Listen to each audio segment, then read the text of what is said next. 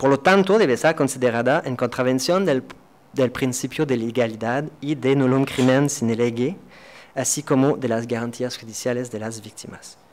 Otros aspectos de la represión también deben ser considerados como violatorios de la libertad de expresión.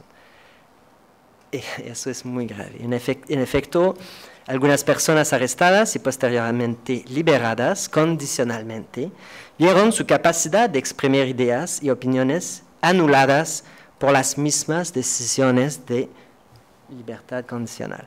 Por ejemplo, los señores Jaggi Singh y Alex Hundert, arrestados en junio de 2010 y acusados de conspiración y posteriormente liberados condicionalmente, no pueden participar en cualquier manifestación pública o contestación social.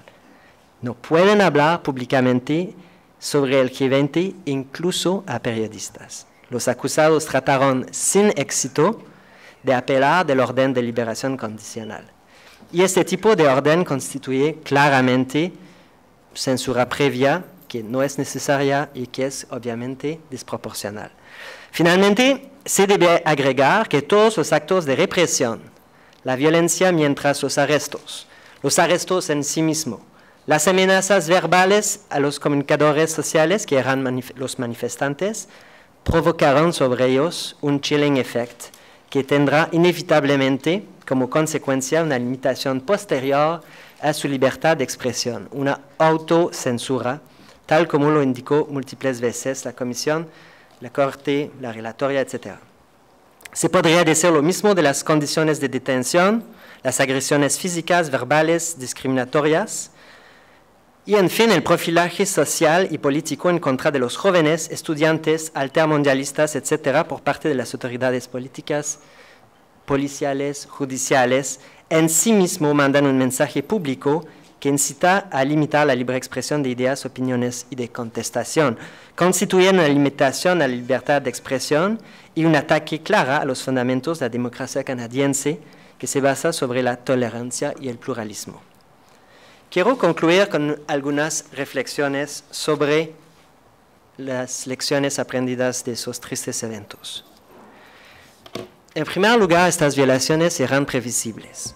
La Comisión, la Corte, la Relatoría, así como el CELS, el CELE, han estudiado y denunciado este tipo de fenómeno múltiples veces. Me refiero, entre otras cosas, al famoso libro rojo de 2010. A los alumnos del curso se lo repartimos. Después, si alguien... Y al final del libro hay el informe de la Relatoría de 2002 y el informe del CELS, que es muy útil, en adición del famoso artículo de Zaffarani, etc.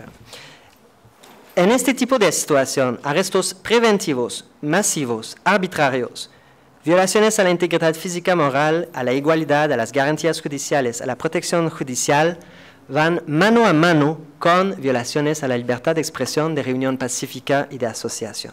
La adopción y aplicación de normas en contravención del principio de legalidad implican necesariamente un ataque frontal a los principios de un Estado de Derecho. La falta de entrenamiento y de información de las autoridades sobre métodos de intervención son ingredientes obvios de este tipo de violación y constituyen situaciones reiteradamente denunciadas por diversas autoridades, como lo escuchábamos, así como la Organización Internacional del Trabajo en su Comité sobre la Libertad Sindical, etc.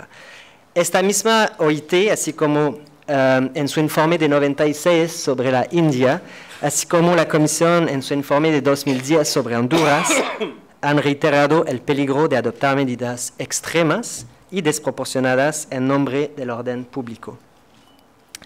Es más, yo creo, este tipo de conducta, en este tipo de contexto, abren las puertas a acciones estatales autoritarias. En efecto, restringir y prevenir la contestación social de esta manera constituye un ataque a la razón misma, al objetivo fundamental, a la existencia de organizaciones políticas, que son opuestas a un modelo político. Es decir, la razón de la creación de esas organizaciones. Más allá de las violaciones puntuales, se manda un mensaje político a toda forma de oposición política. El objetivo de sus acciones, de su existencia, será atacado, será considerado como ilegal. Impedir la organización física y intelectual de ideas es el primer paso hasta el autoritarismo. Antes de cerrar, debo informarles que después de esos tristes eventos, una parte de la sociedad civil, las víctimas, también iniciaron una serie de acciones de denunciación. Algunas organizaciones lo denunciaron en los medios de comunicación, Amnistía Internacional, etc. La FID, la Liga, la Clínica de mi universidad presentaron una audiencia y un informe a la Comisión Interamericana de Derechos Humanos. La Comisión misma hizo una solicitud formal de información al Estado canadiense. El Ombudsman de Ontario mandó, así como el Comité Parlamentario, hicieron un informe recomendando una investigación pública. Las víctimas hicieron una serie de class actions en contra de las autoridades y se abrieron 2 pequeñas investigaciones penales contra policías que casi mataron a personas.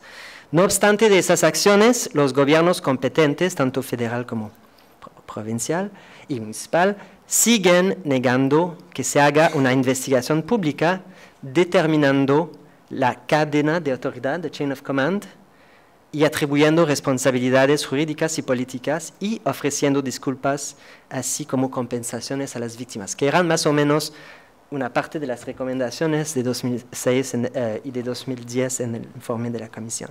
En realidad, lo inaceptable es que la estrategia obvia de relaciones públicas de las autoridades consiste en tratar de banalizar eso. Y, en mi opinión, eso es el problema de fondo, más allá de las violaciones individuales y colectivas de derechos. En efecto, la contestación social es un componente importante del debate público de la libertad de expresión, de la democracia de nuestras sociedades. Grupos de personas, incluso los tradicionalmente marginalizados, deben tener espacios de expresión afuera de las estructuras de expresión públicas oficiales a los cuales no tienen acceso. Eso es sano y importante en una democracia, porque permite la circulación de ideas, la confrontación de opiniones y favorece el pluralismo y la diversidad. La democracia se enriquece de nuevas perspectivas políticas. Nuevas posiciones permiten la evolución de proyectos de sociedad.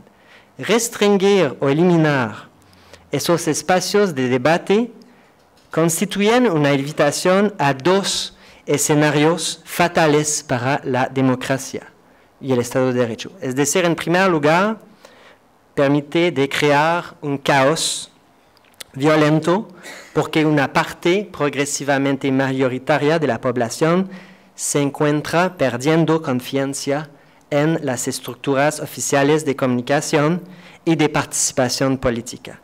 Y este caos se podrá limitar solo por la violencia, la excepcionalidad, la excepción al régimen democrático. La segunda consecuencia posible es el contrario, es decir, un escenario en el cual se crea, se promueve, se fomenta una actitud de pasividad total en la población, una pérdida de interés en la vida política, una casi eliminación de la posibilidad de participar en la vida política de la sociedad. Y el verdadero peligro es ese, un desinterés en la vida política, una satisfacción virtual en el status quo. Negar la contestación social en ambos escenarios constituyen una invitación a caminar hasta las sociedades fantásticas de 1984 de George Orwell o de la de The Brave New World de Huxley. Muchas gracias.